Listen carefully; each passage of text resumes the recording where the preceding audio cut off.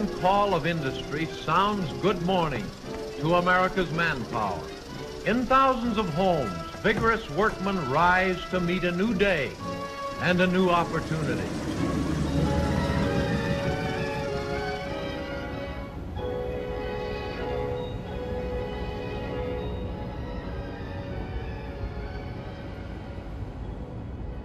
J'ai 44 ans, je suis né et j'ai grandi ici, à Flint, dans le Michigan.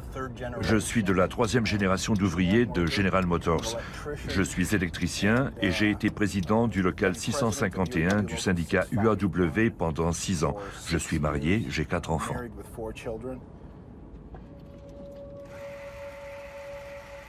Depuis la fin des années 70, General Motors a progressivement fermé ses usines, comme celle de sa ville d'origine, Flint, pour délocaliser d'abord au Mexique, puis en Chine.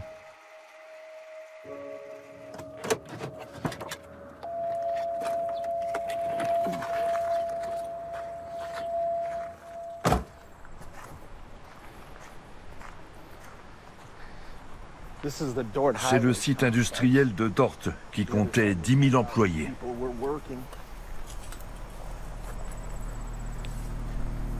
C'est la première fois que je reviens ici depuis qu'ils ont tout démantelé.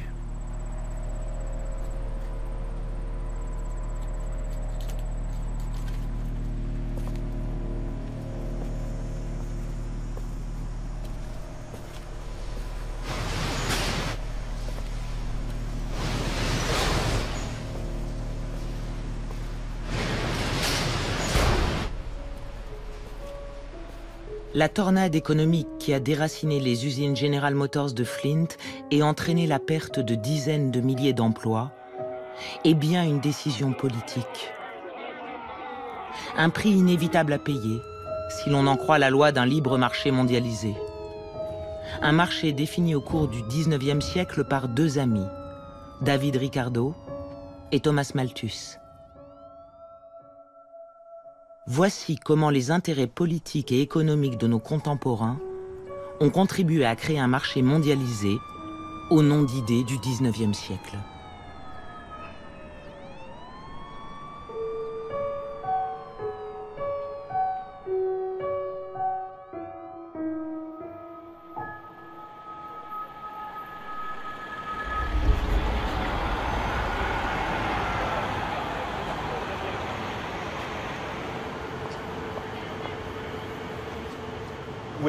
Nous voici dans le cœur de la City à Londres. Ce sont les rues où David Ricardo se promenait et menait ses affaires. Nous sommes devant la façade de la Bourse de Londres. Cette bourse royale a été fondée en 1565, plus de 200 ans avant l'époque de David Ricardo. Au XVIIe siècle, les courtiers étaient proscrits, car on les trouvait grossiers et vulgaires. Pour marcher sur ces traces, nous devons aller du côté droit de la Bourse royale, dans une de ces ruelles de la City, où Ricardo et les autres courtiers se rencontraient.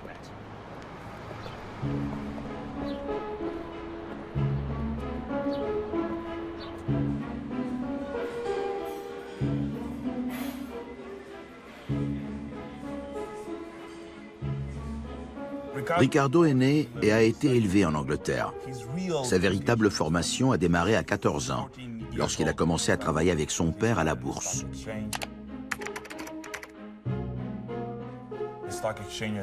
À ce moment-là, la bourse attire une population relativement disparate. Ce sont des gens qui fréquentent les cafés de Change Alley, à côté de la Banque d'Angleterre.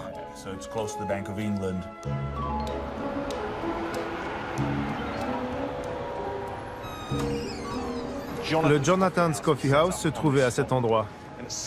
Dans le dernier quart du XVIIe siècle, quelqu'un a gravé « Bourse des valeurs » au-dessus de la porte du Jonathan's Coffee House. Pour moi, la Bourse de Londres est vraiment née à ce moment-là.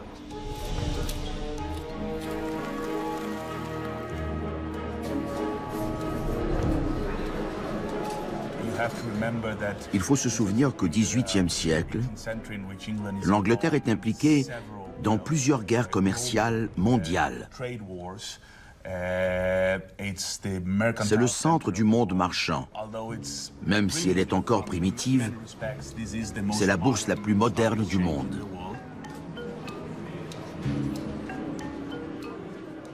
Ricardo se débrouille très bien.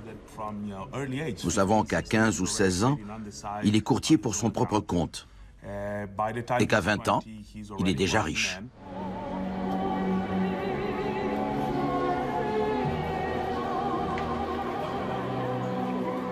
En 1796, il est très aisé. Il achète des propriétés et il séjourne à Basse.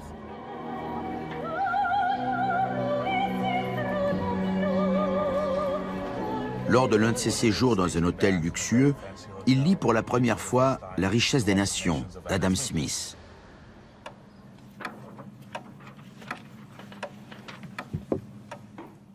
Le livre d'Adam Smith le pousse à réfléchir plus largement à l'économie politique.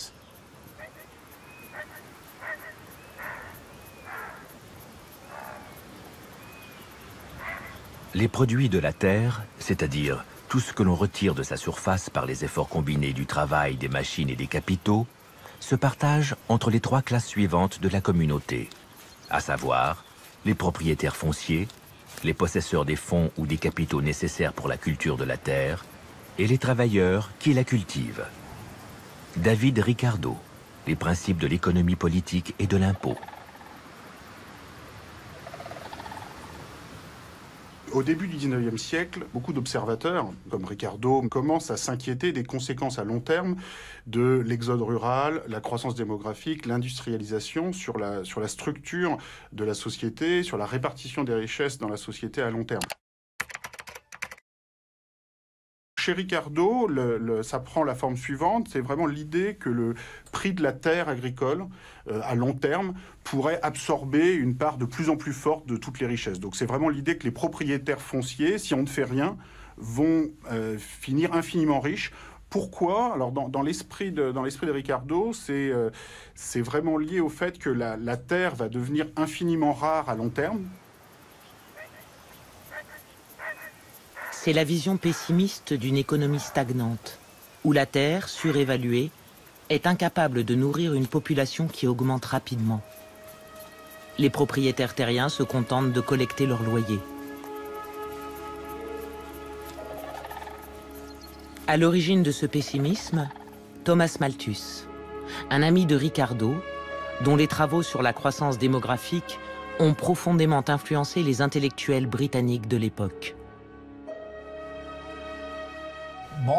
Malthus est né en 1766. On l'éduque d'abord à la maison, puis dans une école religieuse, avant d'aller à l'université pour quelque temps. Enfin, il entre à Cambridge. Il publie son premier essai en 1798, de façon anonyme. Essai sur le principe de population. Malthus y expose comment, à court terme, la croissance de la population va dépasser sa capacité à produire de la nourriture. D'après lui, ce qui maintient l'équilibre de la population humaine, c'est la misère et le vice. Et par misère, il entend tout ce qui peut causer la mort. Thomas Malthus, who fancied himself something of a mathematician, summarily decided that the world would be out of food by 1890. He blamed reduced mortality rates. C'est important de bien voir que les penseurs économiques sont des êtres politiques, comme chacun d'entre nous. Ils voient le monde autour d'eux. Dans les années 1790, le monde autour des Anglais qui réfléchissent sur le monde, c'est notamment la Révolution française. Cette inquiétude très politique face à l'évolution de la Révolution française est tout à fait centrale pour expliquer, pour comprendre la peur de Malthus par rapport à la surpopulation. C'est-à-dire qu'il y a vraiment cette idée, oh là là, le monde moderne peut devenir une chose terrible, parce que la croissance de la population va nous précipiter tous dans la misère des masses et dans la révolution. Mais David Ricardo a un remède à la vision très sombre de son ami. Comme Adam Smith, il explore les mécanismes de la croissance économique. Mais il va jusqu'à formuler une série de propositions concrètes pour libérer le marché et les initiatives privées.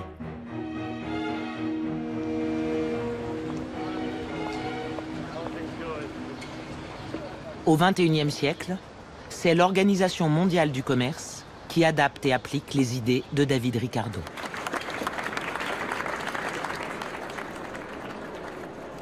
Elle a été très bien expliquée à l'époque par M. Ricardo, elle est toute simple. C'est que si vous faites quelque chose mieux que moi, et si je fais quelque chose mieux que vous, alors nous avons tous les deux intérêt à ouvrir notre échange. Je vais bénéficier de votre savoir-faire, vous allez bénéficier de mon savoir-faire. Ça, c'est ce que dit Ricardo, en gros. 60-second adventures in economics. Fear of foreign competition once led countries to try and produce everything they needed and impose heavy taxes to keep out foreign goods.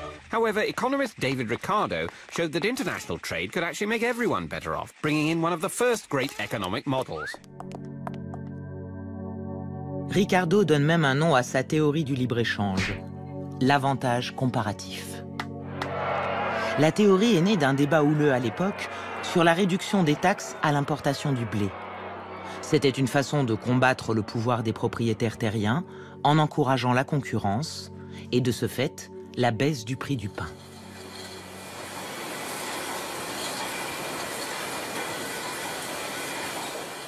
Ricardo fait remarquer, imaginez que l'Angleterre et le Portugal produisent chacun deux biens, du drap et du vin. Vous voyez, vous fabriquez deux produits et moi aussi. Je suis meilleur pour produire du drap et vous êtes meilleur pour faire le vin. Pourquoi devrais-je produire les deux quand je peux me spécialiser, obtenir un avantage comparatif, mon avantage particulier à produire du drap, et produire plus de drap afin de produire plus, plutôt que de me diversifier.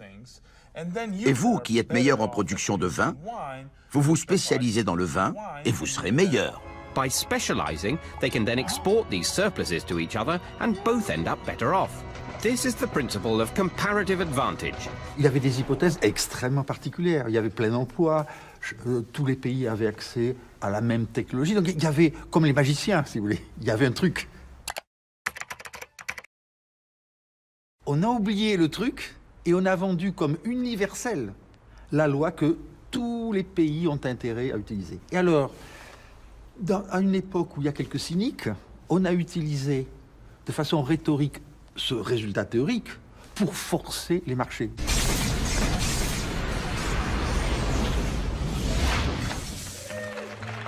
La théorie de Ricardo est-elle donc un truc de magicien ou un moteur de croissance et de prospérité ?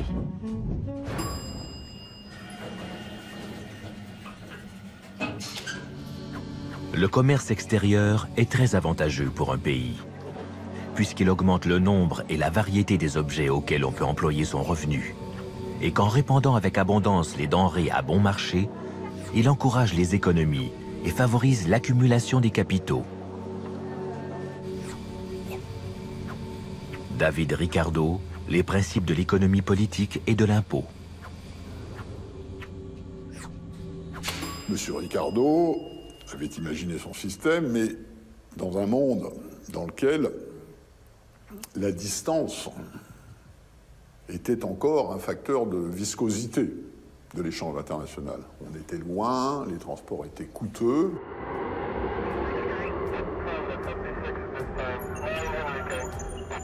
Ce qui s'est passé depuis M. Ricardo, c'est que la technologie, les modes de transport, la conteneurisation, Internet, ont incroyablement rétréci ces coûts de l'échange qui étaient liés à la distance, de telle sorte que sa théorie devient beaucoup plus efficace aujourd'hui qu'elle ne l'était dans le passé.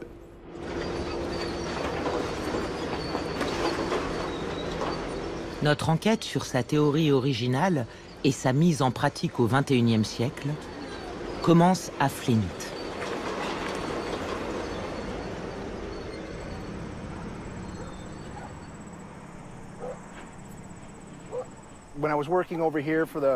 Quand j'ai commencé à travailler à la division 11, j'avais 25-26 ans. Je me souviens de mon enthousiasme, sans penser à ce qui se passerait 20 ans plus tard.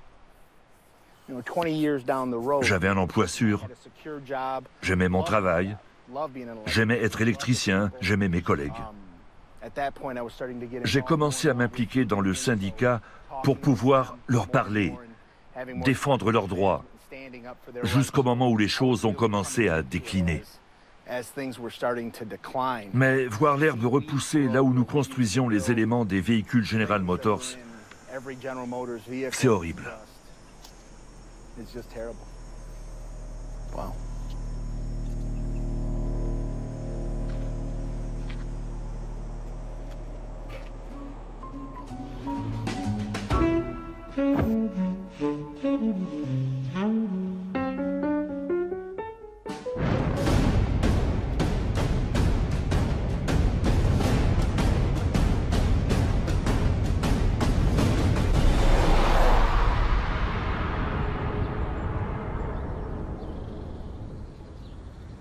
Si la magie n'a pas opéré à Flint, peut-être aurait-elle pu fonctionner au Mexique, la nouvelle patrie de General Motors?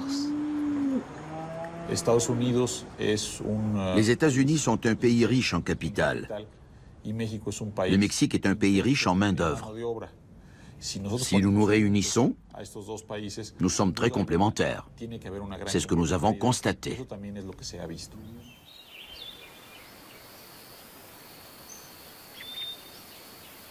Mais au Mexique non plus, la magie n'opère pas partout. Dans la campagne mexicaine, le libre-échange n'est pas vu comme une promesse, mais comme une menace. Avec l'ouverture du pays au maïs américain, moins cher.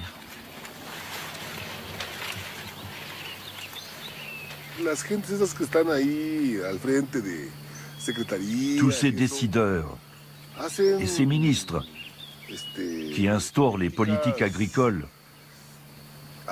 ils ne se mettent pas à notre place.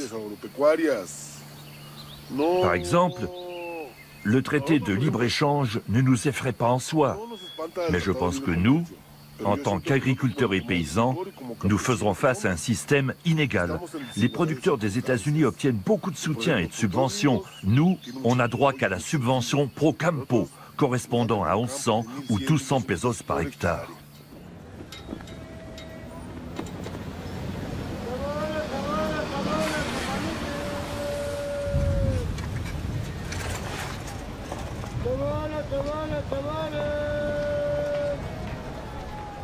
Comment Ricardo a-t-il concilié la réalité de la quête d'une main-d'œuvre peu coûteuse et de nouveaux marchés avec son objectif de bénéfice pour tous?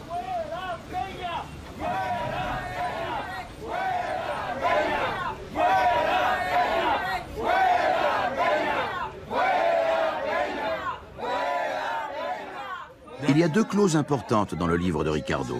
Tous ceux qui perdent leur emploi dans la production de draps au Portugal doivent obtenir un emploi dans la production de vin. Et en Angleterre, tous ceux qui avaient un travail dans la production de vin devaient obtenir un travail dans la production de draps. Il y avait l'hypothèse intrinsèque que les gens pouvaient trouver un emploi.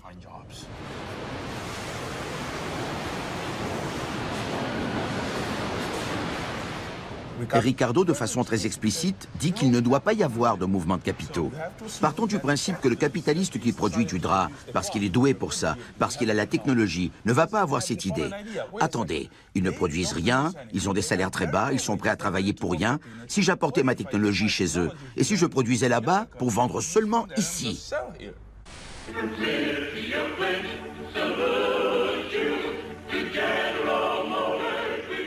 Les raisons pour lesquelles General Motors a quitté Flint n'avaient rien à voir avec le libre-échange ou David Ricardo, mais bien avec la recherche d'une main-d'œuvre meilleur marché.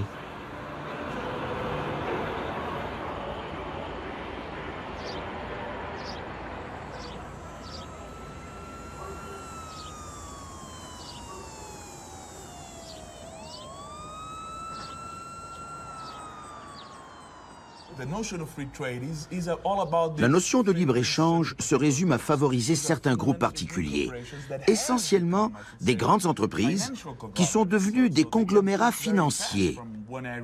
Elles peuvent donc passer très rapidement d'un domaine à un autre. C'est un certain modèle de société que l'on vend au public. Non seulement avec la rhétorique de la liberté, mais aussi avec la rhétorique du savoir scientifique.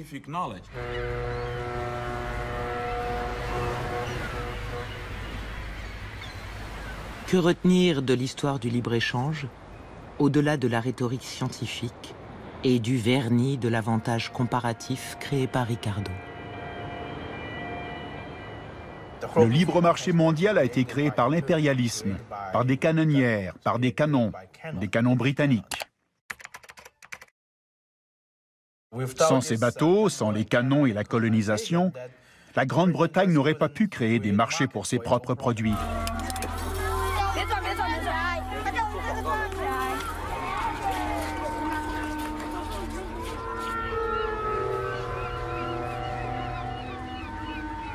Plus de canonnières aujourd'hui, mais des bateaux chargés des productions du sud de la Chine, en route pour le marché mondial, image de la force économique grandissante du pays. Ces enfants ne vont pas contempler les bateaux, mais visiter le musée tout à côté. Ils commémorent la bataille navale qui s'est déroulée ici, seulement 15 ans après la mort de David Ricardo. Le libre-échange imposé par la force des armes.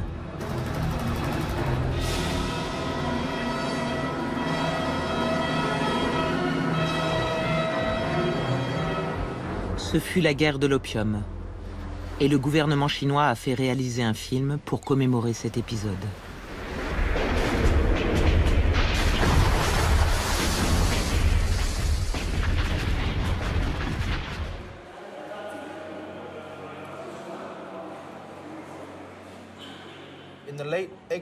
À la fin du XVIIIe siècle, les Britanniques ont essayé de vendre du tissu de coton et de la laine, et ils ont échoué. Tout d'abord, le climat de la Chine est relativement chaud pour la laine, et pour ce qui est du coton, la Chine a une industrie textile plus avancée. La seule façon pour l'Angleterre d'équilibrer les échanges avec la Chine était de passer par les armes et les bateaux et la vente d'opium.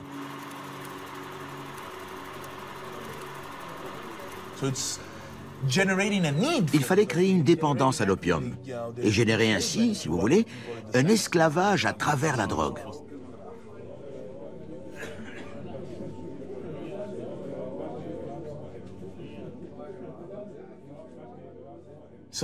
C'est ça la façon dont le libre-échange s'est développé.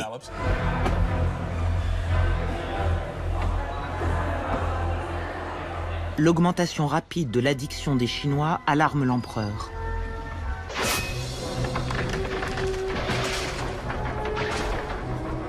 Il charge alors le général Lin Zexu de détruire l'opium existant, d'en interdire la vente et d'arrêter les marchands. La balle était maintenant dans le camp de la reine Victoria. If I were in Lin Zexu's position, I would also burn all the opium. But now it's not the opium issue, nor the issue of the lives and properties of a few merchants. If all nations follow China's example and reject free trade, the British Empire will no longer exist within a year. This is the reason for us to use force. La marine britannique triomphe de l'armée chinoise, technologiquement inférieure.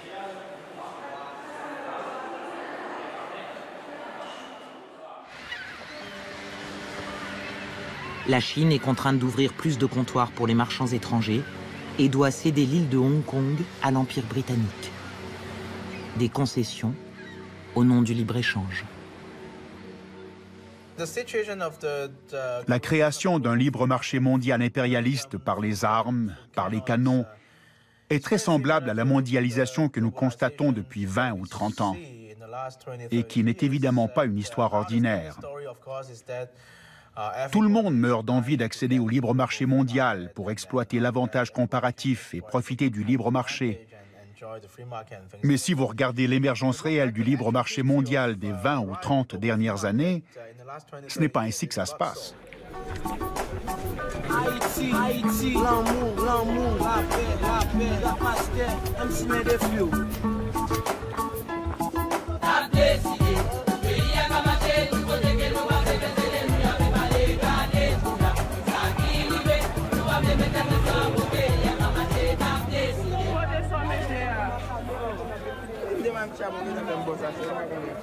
Claire Motel, réfugiée à Port-au-Prince, est victime de ce fameux libre-échange. Pour Haïti, les prêts internationaux sont la version moderne de la guerre de l'opium. La vie est si dure que même si tu as 50 $ en poche, tu ne peux rien en tirer. Tu ne peux pas t'en servir pour te préparer quelque chose à manger. Tu es une femme et tu ne peux rien faire. Tu ne peux rien faire d'autre que du commerce. Et quand tu fais du commerce, tu es obligé. À Port-au-Prince, l'eau, tu dois l'acheter. Tu dois acheter tout ce dont tu as besoin. La vie est devenue très dure. Mais comme tu es une femme qui fait du commerce, tu auras quelque chose.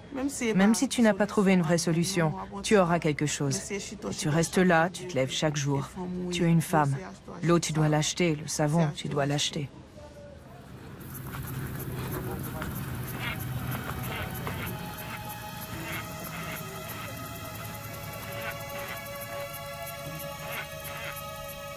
Claire cultivait du riz ici, dans la région d'Artibonite.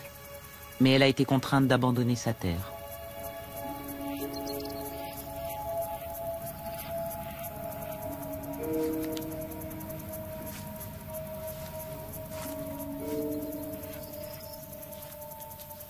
Le premier coup reçu par la position agricole, ça a été le processus de libéralisation entamé avec le coup d'État dans les années tout de suite après 86.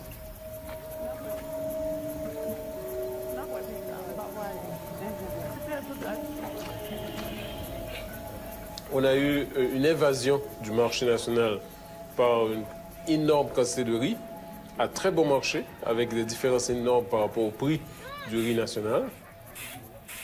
Ça aussi a conduit à un appauvrissement rapide des producteurs paysans qui aujourd'hui sont dans la misère, ils sont obligés d'émigrer vers Port-au-Prince, vers la ville, pour chercher du travail qu'ils ne trouvent pas d'ailleurs. C'est Washington qui a demandé l'ouverture du marché à de nombreux pays en développement, dont Haïti. C'était la condition pour obtenir un prêt du FMI, le Fonds monétaire international, une organisation créée après la Seconde Guerre mondiale, entre autres pour promouvoir le libre-échange comme facteur de croissance, ainsi que le professeur Ricardo.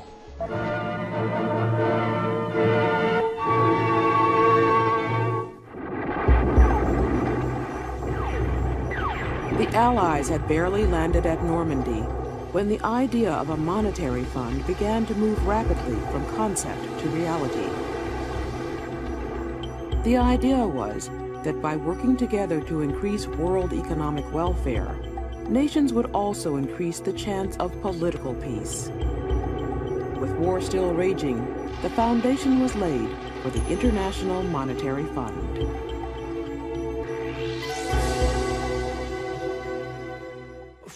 À partir des années 50 et surtout 60, de nombreux pays sont devenus indépendants. Ces pays que nous appelons aujourd'hui les pays en voie de développement ou les marchés émergents ont commencé à avoir des perspectives de croissance importantes. Ils ont voulu emprunter pour financer les investissements dont ils avaient besoin. Et c'est là que les ennuis ont commencé. When countries face economic crises or want to prevent them, they can turn to the IMF for advice and loans to help put out their fire and restore stability. Any member of the IMF, be it rich, middle income, or poor, can ring the bell to ask for a loan. These loans come in various shapes and sizes. They're cheaper than other sources and are tailored to specific needs. Ils viennent et disent « Nous allons vous donner des crédits relais.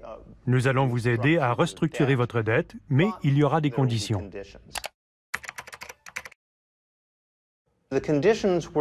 Et les conditions sont celles de l'idéologie extrême du libre marché et l'ouverture du pays au pillage pur et simple par les firmes internationales.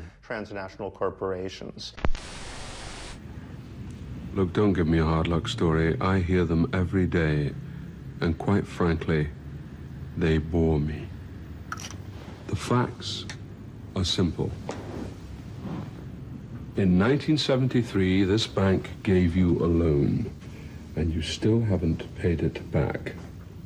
Si ces pays se sont attirés des ennuis et ne peuvent pas rembourser leurs créanciers extérieurs, doit-on les laisser tomber, comme on l'a fait entre les deux guerres?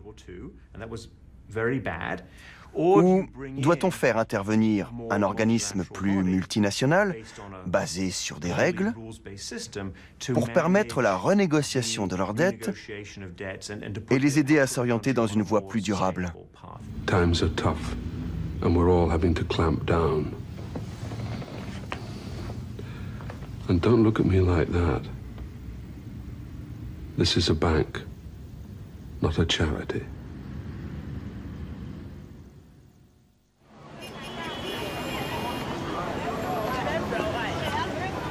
Au Ghana, comme à Haïti, on a accordé des prêts pour réduire la dette, à condition d'ouvrir le pays aux investisseurs étrangers.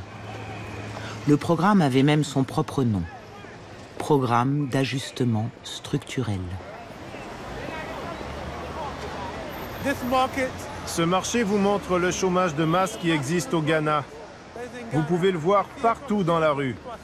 Les gens vendent des biens et des services. C'est le marché noir non réglementé.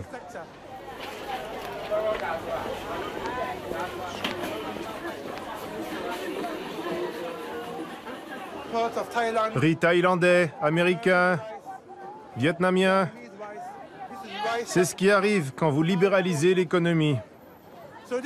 L'importation bon marché de ces biens et services porte préjudice aux entreprises de fabrication locales.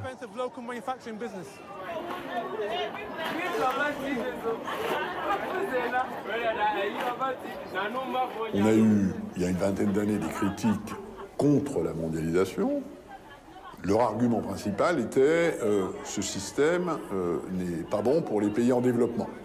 Hein, parce que ouvrir la concurrence entre des pays pauvres et des pays riches, entre des pays faibles et des pays puissants, c'est le pot de terre contre le pot de fer. Le pot de terre sera toujours perdant. Ce mécanisme supposé vertueux chez les économistes où un pays possède un autre pays et investit son capital dans un autre pays, ça n'a pas du tout marché. Hein, parce que, en fait, être possédé par un autre pays, c'est pas forcément un gage de développement humain, social et politique réussi.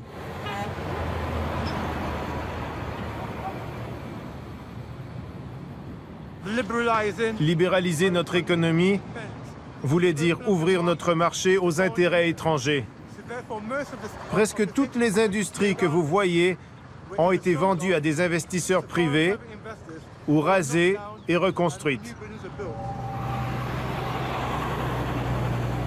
L'expérience prouve, si vous regardez l'histoire économique des 50 dernières années, que les pays qui ont ouvert leurs échanges ont eu, en moyenne, des résultats économiques et donc, dans la plupart des cas sociaux, bien meilleurs que les États qui ne l'ont pas fait ou qui l'ont fait dans une moindre mesure. L'exemple extrême, qui est extrême, étant la péninsule coréenne. Hein, une Corée du Sud qui s'est très bien développée parce qu'elle s'est ouverte, et une Corée du Nord qui est dans l'état que nous connaissons parce qu'elle est restée fermée.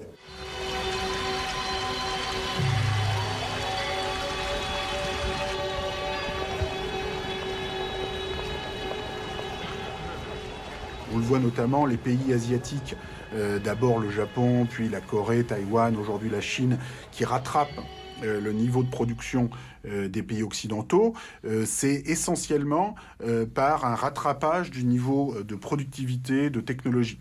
Alors que c'est pas du tout parce que les pays occidentaux se seraient mis à investir massivement au Japon et en Chine. C'est exactement le contraire.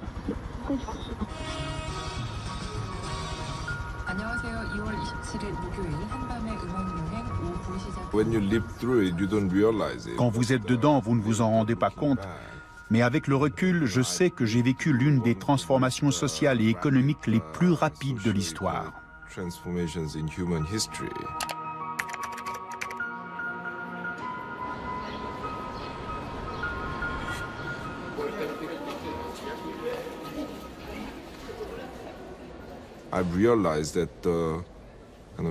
Je mesure que la transformation économique que j'ai vue au cours de mes 40 années de vie est équivalente à ce qui s'est passé en Angleterre entre aujourd'hui et le XVIIIe siècle. À l'époque, les États-Unis étaient encore une colonie britannique.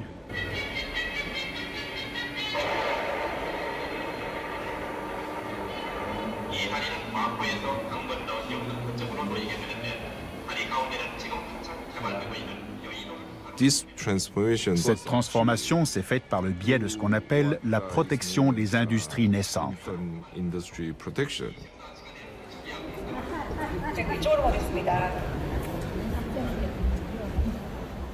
Les visiteurs de ce musée découvrent les figures de cire des architectes de l'industrialisation de la Corée du Sud. Tous des militaires. Ils ont bâti la première aciérie du pays, clé de son industrialisation.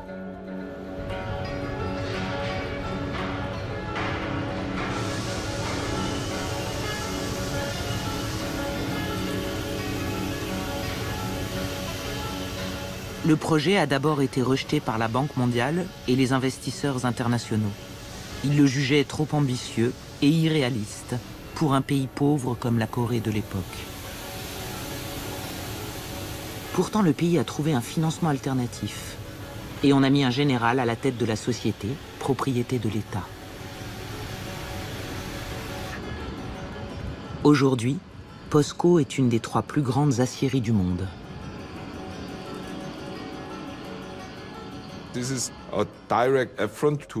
C'était un affront à la théorie économique standard. Ce projet allait à l'encontre de toute doctrine connue dans les normes économiques.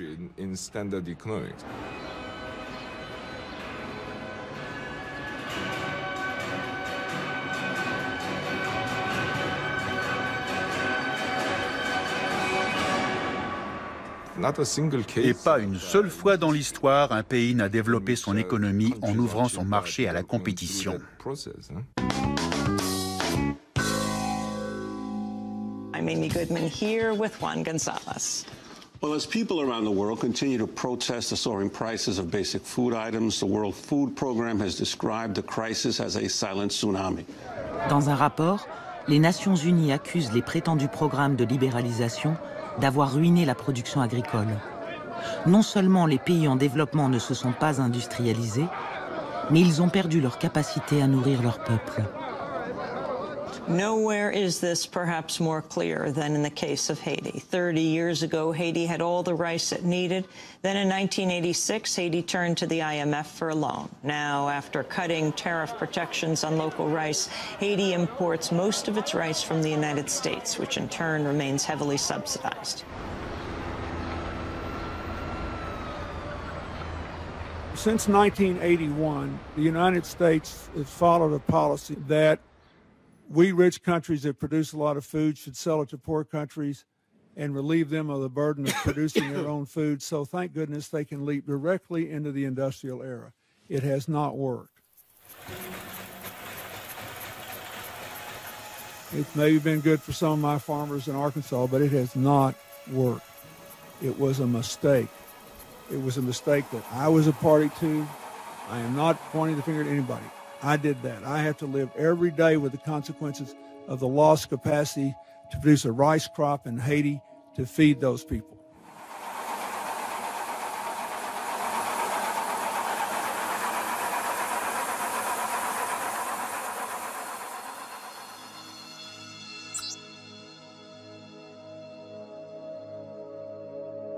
Sa théorie a été utilisée à tort et à travers. Pourquoi David Ricardo a-t-il échafaudé un modèle économique qui ne peut pas et ne pourra jamais être appliqué? Depuis 1000 ans, dans toutes les économies, il s'est trouvé un groupe d'économistes représentant le secteur financier et un autre représentant les intérêts nationaux de l'agriculture et de l'industrie. Ricardo était le porte-parole des banquiers britanniques. Aujourd'hui, on appellerait ça un lobbyiste bancaire.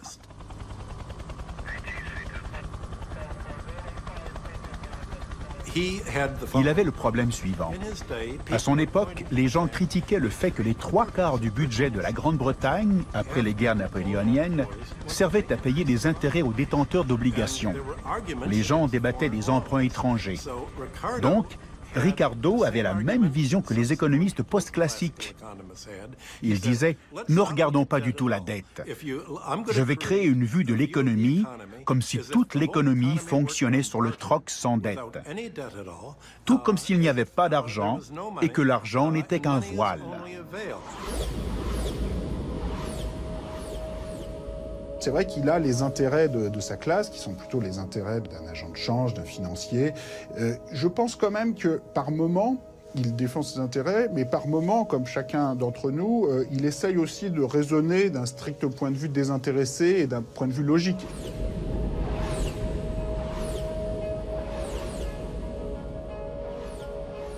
Je crois que Ricardo illustre la victoire des logiciens dans la théorie économique. Et en un sens, Ricardo est le fondateur de la mathématisation contemporaine. Je fournis des concepts qui permettent une habile mathématisation qui montre que l'équilibre va se prévaloir, même si dans la réalité il n'existe pas. Et donc moi je trouve qu'effectivement il a un grand rôle en légitimant des hypothèses fausses afin de justifier un modèle. Donc c'est lui l'un des grands fondateurs de cette idée. Le combat de David Ricardo pour la prétendue liberté du travail a rendu les effets du libre-échange encore plus dramatiques. Jusqu'à la fin du XIXe siècle, les travailleurs ne peuvent pas aller de ville en ville pour chercher à s'employer. David Ricardo veut changer tout ça. Il est rejoint dans son combat par son ami Thomas Robert Malthus.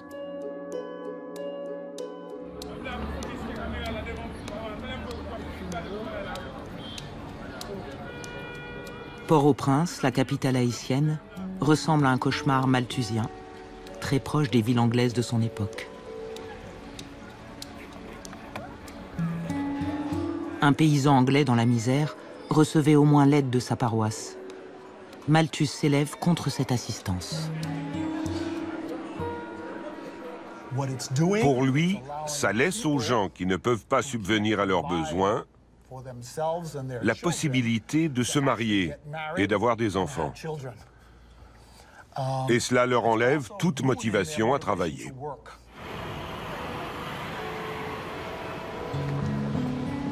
David Ricardo, qui est à présent membre du Parlement, est d'accord avec lui.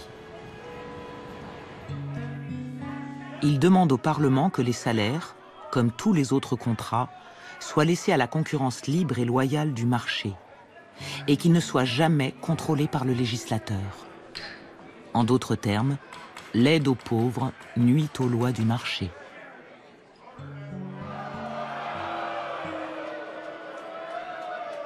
En 1832, le Parlement réunit une commission nationale pour étudier un nouveau projet de loi sur la pauvreté. L'amendement est voté en 1834. Il tient compte des remarques de Malthus et Ricardo. L'idée est de construire des hospices pour les pauvres. Dans ces hospices, les conditions de vie devaient être encore pires que pour les plus pauvres à l'extérieur de ces hospices.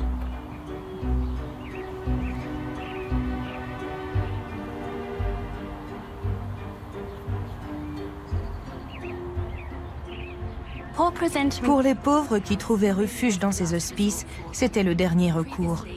Avant 1834 et les lois sur la pauvreté, les gens dans le besoin trouvaient du soutien à l'extérieur et chez eux. Après cela, ils ont été contraints de s'installer à l'hospice et de travailler pour gagner leur vie.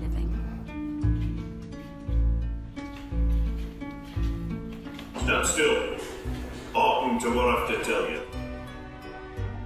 First off, you've all got an order of admittance, I trust, and any rabble you've brought with you will be taken away. Then you'll be stripped and washed. Once you're clean, you'll be given your workhouse uniform. It is not your property.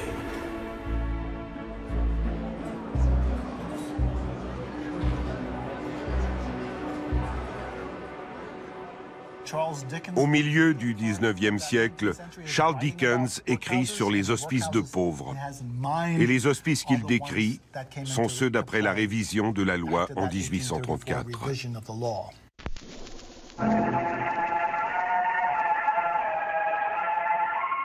Gentlemen, it is my considered opinion that our charity is being presumed upon. Hear, hear. Les conséquences sont lourdes. Et au niveau du travail, la société britannique est déjà devenue une vraie société de marché. Le travail est libéré, comme la terre et le capital. Les travailleurs doivent trouver du travail. C'est le marché qui détermine leur salaire. Ils peuvent se déplacer. Il n'y a plus aucune aide de l'État. Et voilà, une véritable société de marché capitaliste. Et dans un sens, Malthus et Ricardo y sont pour beaucoup. Inutile d'imaginer ce qu'a été l'impact de la libération de la main-d'œuvre dans la société anglaise du XIXe siècle. Il suffit d'observer la Chine aujourd'hui. La Chine, au cours des 30-40 dernières années. Pensez qu'il y a 30 ans, la grande majorité de la population était rurale. C'était essentiellement des paysans.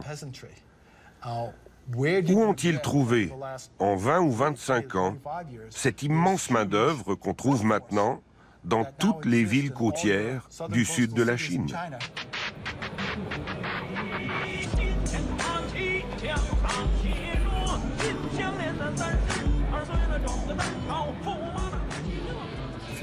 Vous aviez une population à majorité rurale.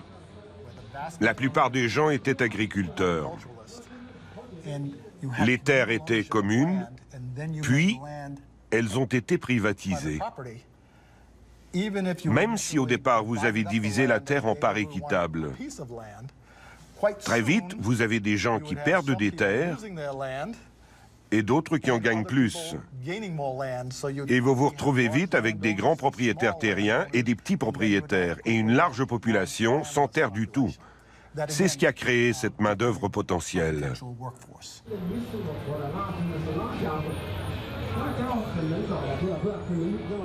Une main-d'œuvre qui, grâce à David Ricardo et Thomas Malthus, est désormais libre de se déplacer pour rechercher du travail, prête à se vendre sur un marché mondialisé. Ils ont quitté leur village et inondé les villes. Ils sont passés de l'état de paysans d'un milieu rural très traditionnel à celui d'ouvriers dans un système capitaliste mondial.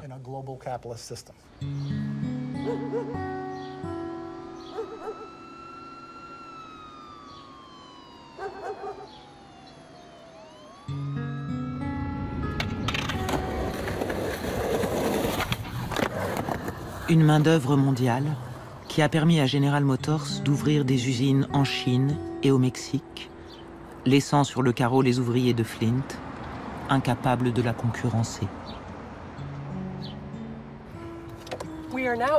Nous arrivons dans le quartier où je vivais dans les années 80, lorsque j'ai commencé à pratiquer le droit ici à Flint.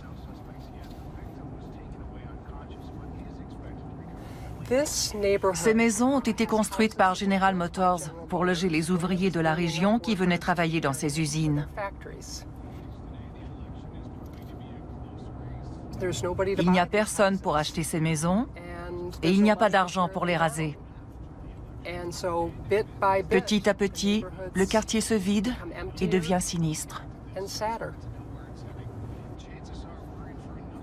Flint est un cul-de-sac pour les idées de Ricardo. Premièrement, General Motors a quitté la ville pour trouver de la main-d'œuvre moins chère, tordant le cou à la notion de libre-échange de Ricardo. Deuxièmement, dans une version actuelle du débat initié par Malthus avec les lois sur la pauvreté, l'État du Michigan a commencé à suspendre certaines aides accordées aux plus démunis. On Wednesday, the Republican-controlled Senate passed a House bill that puts a 48-month cap on state welfare benefits.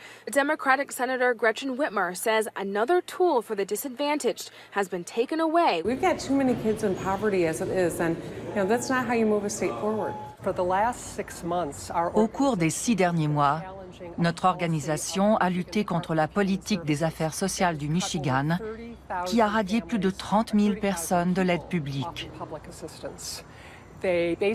En fait, on se focalise non pas sur qui on peut aider, ni sur ce que ça coûte de sortir les gens de la misère, mais sur l'argent qu'on va économiser et les moyens d'empêcher les autres de les aider.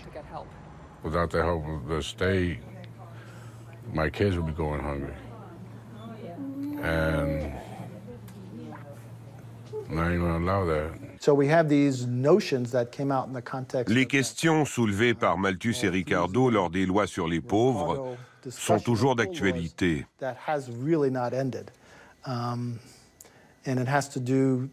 Cela soulève la question du pouvoir du travail. Si votre filet de sécurité est élevé, si vous avez un salaire minimum qui permet un niveau de vie minimal, alors vous valorisez le travail, n'est-ce pas? Et c'est souvent considéré comme un problème dans un contexte de capitalisme mondial. David Ricardo est mort le 11 septembre 1822. Il n'avait que 52 ans. Rares sont ceux qui visitent sa tombe dans la campagne anglaise. Il est peu connu du grand public. Pourtant, en son nom, toute la planète a été transformée pour générer à la fois des richesses considérables et de terribles dégâts. Ricardo fait le coup de force suivant. Il va isoler l'économie des autres sciences sociales et permettre un raisonnement d'économie pure. Et c'est ça qui le rend si essentiel dans l'histoire de la pensée. Alors que Adam Smith ouvrait complètement sur une articulation avec le droit, le rôle du prince, le rôle des processus de socialisation, alors que Ricardo va spécialiser l'économie expliquée par l'économie. Et c'est vrai qu'à mon avis, c'est là une grande bifurcation, si vous voulez, qui est intervenue dans l'histoire des doctrines économiques.